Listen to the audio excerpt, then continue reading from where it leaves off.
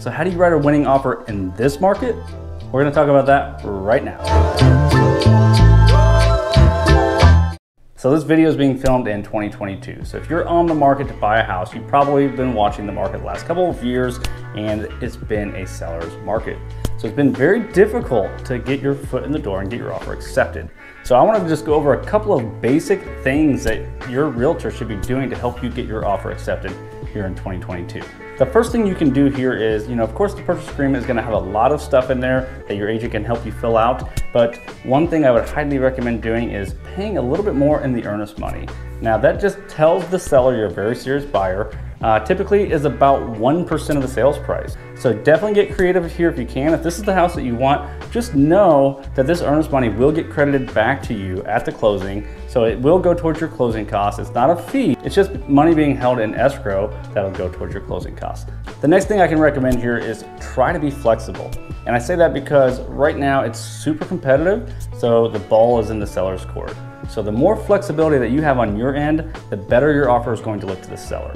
So typically what I do in this situation is figure out what your needs are, and then I will talk to the other agent, figure out what the seller's needs are, and we try to cater our offer. If it fits your schedule and your needs, we try to cater our offer towards the seller's needs. So if the seller needs to close on a specific date, maybe the seller needs a couple days possession after closing, and you're okay with that, then let's try to make our offer right the first time. That way they can easily accept your offer. Now the third tip I always recommend is working with a local lender. And the reason why I talk about local lender versus an internet lender, such as Quicken Loans or somewhere like that, not saying that they're bad people and bad companies. What I'm saying is a lot of times people behind the internet do not live in the same state as you, okay? So it's always best to have a local lender, one that probably knows Indiana laws and the way things work better, and also one that you can reach at any time of the night, right? So maybe we're out looking at the house at 8 o'clock on a Friday night in the summer, and we decide we want to write an offer, but you had a question for the lender. Well, chances are one of the internet lenders probably would not be available at that time. Most of those companies work 9 to 5.